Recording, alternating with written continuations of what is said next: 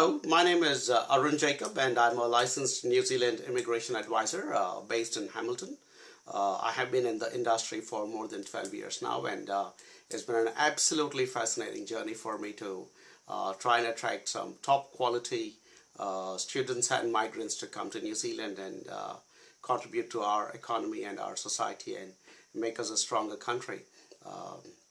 Of late, there has been a lot of talk in the news about students from India who have been cheated by their agents, and the news reports have been saying that these students have gone to agents in India, and unknown to the students, these agents have put fake financial documents or other fake documents like work experience or fake documents of different sorts. And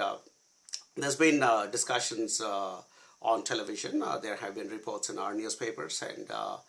it suddenly seems to be the flavor of the season as far as news is concerned. And I have a slightly different take on this entire issue. And however brutal it may sound, however harsh it may sound, I do believe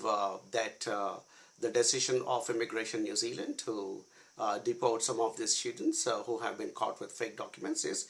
absolutely bang on target, and I think it is also a much needed measure because the market in India has gone completely haywire, and it has become a dog-eat-dog world out there. And in the middle of all this drama, people are somehow thinking that there are these hapless young students who have been caught in this sordid drama and now are being sent away in tears back to the country. I think the students were pretty complicit in the entire affair as well. And I've been in the industry for a very, very long time. At one time, I was also coordinating the activities of the largest group of accredited agencies in India, and I had the privilege of working closely with some of the top companies in that country, and along with Immigration New Zealand and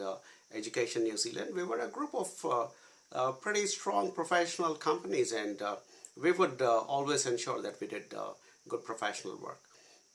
Now, a lot of students who are coming here into this country from India are people who do not have the adequate requirements to get a visa in the first place, and by that I mean they don't have genuine funds, or they do not have a good enough academic track record, or they do not have a good enough work experience, or in many instances their entire sincerity of being here is pretty wrong, because I think most of them are, quite a few, I wouldn't say most of them, quite a few of them are landing here with the intention of trying to make a quick buck and recoup their investment and things like that. So there are two types of students who are coming here to New Zealand, and one from India, and one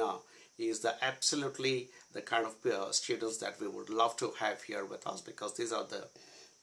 well-spoken, well-groomed, impeccable English-speaking, good, solid, backgrounds from fantastic schools and colleges back in India, and they come from good family backgrounds, and their clarity of thought is very high, and their choice of subjects is very high, is very good, and their choice of colleges and institutions is very good, and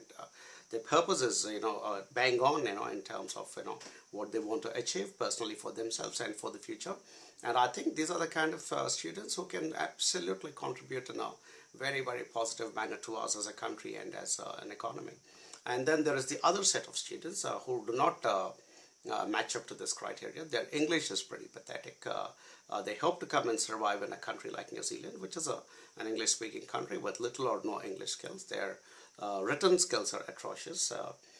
Their backgrounds would be pretty checkered in terms of their academic track record. Most of them would have failed at some point in their life, and somehow managed to scrape through their studies, and then they would have also managed to scrape through the English tests like IELTS and so on,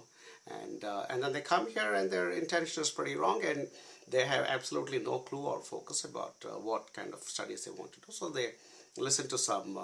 foolish agent back in India who says go for a business course. They come for a business course, and then they come get out of that, and then they hope to get a job in a small shop somewhere, or or in a retail outlet, or in a small restaurant, and then try desperately to get an employment offer which says he or she is a manager, and then try desperately to get that residency. So quite clearly there are two kinds of people here, and these people more than likely the second lot of students more than likely were absolutely complicit in creating those fraudulent documents along with their agents, because if that were not the case, and if they have actually deported back to India, they should go back and lodge a case against that agent and say you did not tell us that you were introducing these fake documents, and let them fight that case, let them seek compensation, so nothing is lost. But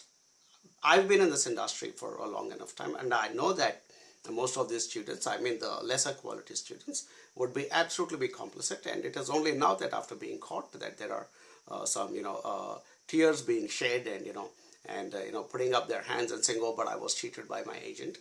That's because you went to the wrong kind of agent with the wrong kind of background. Companies, good professional companies who have a good standing in the market have always worked with good solid students, and we never ever put a wrong foot in terms of our applications with either the institutions or with Immigration New Zealand. And some of our students make us absolutely proud. These people are here right now in our midst in New Zealand, and they are contributing in a brilliant manner. In the last 2-3 months, two of my students ended up working with Weta Digital in Wellington, and they're beginning to contribute to one of our fastest growing industries like the creative industry. And I can think of so many other brilliant students who came through my organization and now are working in senior capacities as a chef or in good IT firms or project managers and things like that. So yeah, there are distinctly two types of students coming into New Zealand from India, and I think we as organizations who are invested into the immigration process need to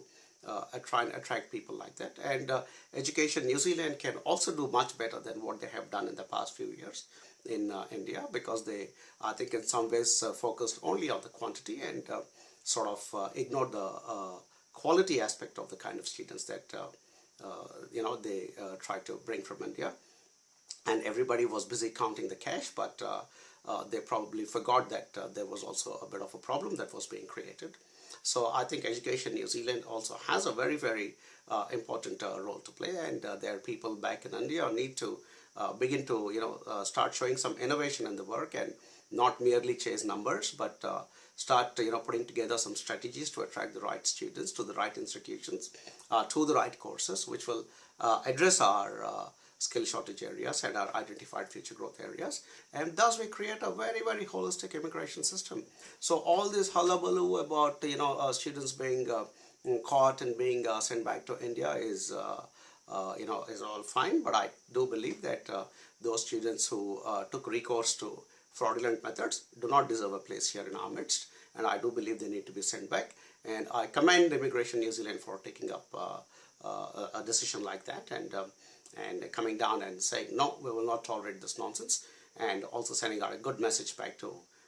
these kind of students and these kind of agents back in India. And I think it's actually a good watershed moment for all of us, and I do believe we will actually end up with a much, much more stronger and more robust immigration system. And I do believe this culling of bad students and bad agents will also lead to a much better and much stronger New Zealand for all of us. So those are my views, and however harsh it is, I do believe that we only need to attract good quality students who will contribute positively to our education system, to our future workforce, and make New Zealand a much better place.